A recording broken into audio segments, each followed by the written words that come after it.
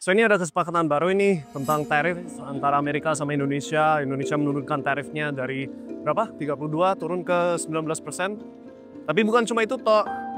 Indonesia juga di antara banyak hal lain yang mereka kasih ke Amerika juga kasih data pribadi warga Indonesia untuk dikelola sama Amerika Serikat. Halo guys, kelihatan gak tanda-tandanya? Kamu kalau udah followersnya channel My Instagram kan udah sering saya bahasin ya soal digital ID, soal tujuannya pemerintah atau global elite ini untuk bisa bener-bener tracking kamu sampai kayak, oh kamu nggak mau pegel tangan, nggak mau suntik khusus, oh sorry, rekening kamu sekarang nggak bisa dipakai, dibekukan, atau sejenis itulah, you know. It's satu metode untuk kontrol lebih parah lagi dibanding apa ya? Dulu kita masih ada freedom sedikit, nggak full bebas, tapi ada kebebasan sedikit untuk ngambil keputusan yang kita mau. Kedepannya kalau data kamu udah dipegang, daftar digital ID harus wajib masuk dalam database yang udah dipusatkan dan dikontrol dari bukan orang Indonesia tapi orang luar malahan, right? Ya siap-siap. Kalau kamu nggak kooperatif, kalau kamu nggak melakukan exactly apa yang pemerintah mau, kamunya dibatasi. Akses, entah itu apalah, belum tahu bentuknya persis seperti apa. Akses ke uang kamu dibatasi, bisa jadi seperti itu. Bisa jadi akses kamu ke fasilitas umum, nggak bisa naik pesawat, nggak bisa akses rumah sakit, nggak bisa masuk ke sekolah untuk anak-anak kamu. You know, nggak bisa top up internet, nggak bisa top up listrik, nggak bisa pakai pulsa HP. Semua karena sudah bisa dipusatin datanya. Ini sesuatu hal yang kau mungkin pikir teori, tapi you tinggal lihat aja ke contohnya, seperti contoh ya di Cina itu kan ada yang namanya social credit score.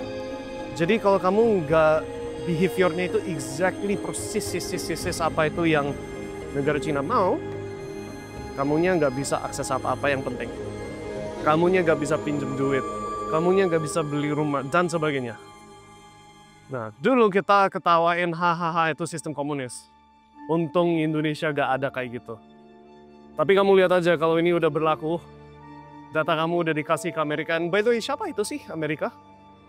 Itu kan pasti ada berhubungan sama siapa? CIA, FBI, sejenis itu. Terus yang belakangannya asosiasi atau badan organisasi ini, siapa saja? Mungkin clue-nya begini ya. Aku suka minum jus ini. Jus. Ya, kalau udah nangkep itu yang suka minum jus ini, siap-siap ya. Semua masyarakat dikontrol, semua masyarakat harus wajib melakukan hal-hal yang nggak tentu bagus buat kalian. Tapi kalau kamu nggak lakukannya, siap-siap dibatasi. That's not good. Ini nggak sesuatu hal yang bagus. Sebenarnya, maybe 50 tahun, 100 tahun yang lalu, kita kalau diginiin sama pemerintah mesti banyak yang apa ya, tanda kutip protes. Ini aku kasih kode ya, protes, tapi protesnya itu yang memaksa. Dulu seperti gitu, tapi kalau kita lihat ke kondisi sekarang, yang mana untuk 50 tahun terakhir, laki-laki itu testosteronnya itu dikecilin. Gitu loh. Dari segi diet, dari segi olahraga, dari segi semua plastik yang masuk ke dalam bahan baju kita yang pengaruh ke jumlah testosteron kita, itu udah dibuktikan secara saintifik. Kalau kamu punya population laki-laki yang testosteronnya itu gak tinggi, laki-laki ini gak bisa fight gitu loh, gak bisa stand up dan bela diri, gak bisa, ya udah nurut aja. Dan itu ultimate tujuan final dari yang suka minum jus gitu loh. Di buku resepnya jus aku pakai kode ya, itu sampai adalah agama-agama yang apa ya, kita itu ras yang superior, terus yang lain itu tujuannya untuk melayani kita, si ras superior ini, oke? Itu ada tertulis gitu loh. So kalau kamu paham itu, right? You kalau punya population yang semuanya pada nurut karena testosteronnya gak tinggi, gampang ditekuk seperti begitu, dan begitu sudah didaftarkan secara database besar, semua orang punya digital identity yang terikat semua dan tersambung semua antara rekening bank mereka, antara tagihan listrik, tagihan internet, tagihan, semuanya kena. Akses ke rumah sakit, akses ke pesawat, semuanya tersambung. Kalau udah seperti itu ya, kita bukan prisoner, bukan orang yang masuk penjara. On paper orang bebas, tapi sebenarnya sama aja. Gak ada tembok, gak dikandang ya.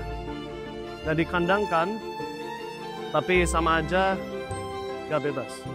Gitu loh. So, mumpung belum terjadi, harapan saya teman-teman setidaknya bisa mengejar kebebasan sebagai prioritas utama ya. Jangan tergiur sama, yang rame-rame di sosmed untuk harus bisa flexing, harus apa, gak usah pedulin soal itu. Pedulin kebebasan kamu dulu. Bisa, mau kerja boleh, gak mau kerja boleh juga, right? Bisa seperti itu prioritas pertama. Dan punya security itu kepastian punya properti sendiri, punya mode transportasi, punya listrik, punya semua itu. And salah satu hal yang bisa kamu pertimbangkan juga untuk punya base tempat aman di beberapa negara, bukan cuma satu. Itu juga bisa dipertimbangkan. Karena kalau kamu, misalkan nih, kita kan nggak tahu ya mana itu negara yang nanti dikontrol duluan atau dibikinin kacau. Right? Kalau kamu punya base di beberapa area seluruh dunia, kalau satu kena, kamu tinggal private jet keluar, ke tempat yang lebih aman. So, of course itu butuh biaya. Ya itu gak kecil. Jadi ini berhubungan sama satu topik sih. Aku ada satu orang yang bilang, aku bayangin, mimpiin gimana kalau aku udah pegang 1M pertama saya. Aku bilang 1M itu gak cukup untuk beli rumah, bahkan begitu kamu sudah pegang 1M itu gak ada apa-apanya nilainya. Bahkan 10M pun, begitu aku pegang 10M pertama aku kayak, ya aku bisa beli rumah, tapi cuma satu. Dan itu pun bukan yang standar yang aku sebenarnya pingin, gitu loh. Kalau udah 50M baru kerasa, oh ya bisa, gitu loh, agak bebas.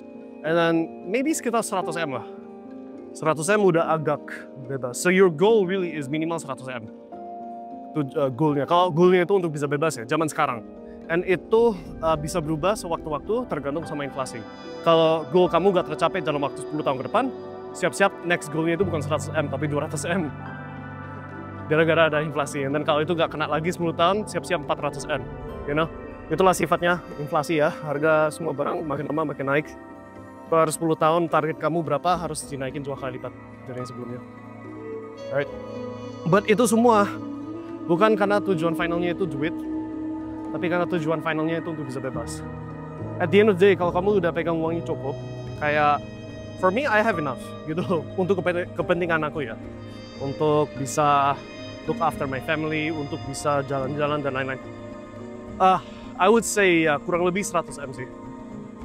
100M kamu udah, you have everything dan ada sisa dan nggak tertekan apa-apa dan punya pilihan.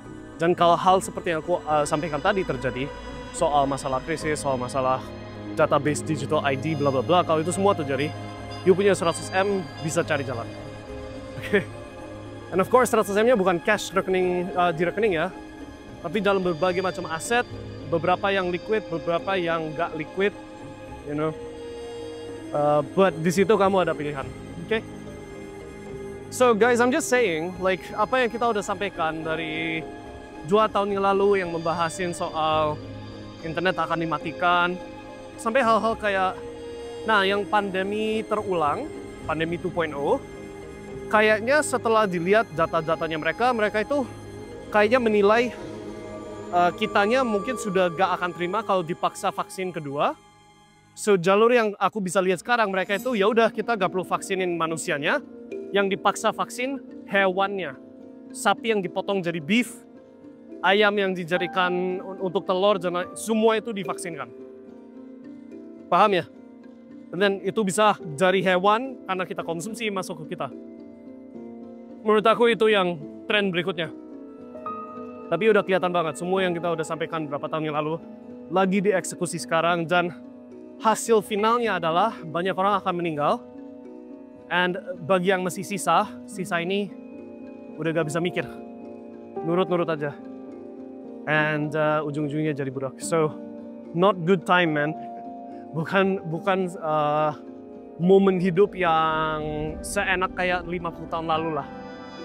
Siap-siap untuk hadapi tantangan ini, dan satu-satunya cara untuk bisa hadapinya dengan baik adalah untuk punya duit yang banyak. Oke, so walaupun uang bukan semuanya, kamu butuh uang untuk bisa selamatin diri dan punya kebebasan. Oke? So, sementara itu dulu. Ini sebenarnya cuma tukeran pikiran sih. Sharing apa yang ada di pikiran saya. Baca atau dengar berita soal si tarif ini malah, itu caranya mereka eksekusi ya. Oke, kelihatan. Stay safe ya. Semoga kalian bisa navigasi 10 tahun ke depan dengan baik, dengan hasil yang terbaik untuk Anda dan keluarga kamu. Oke, see you next time and sukses selalu.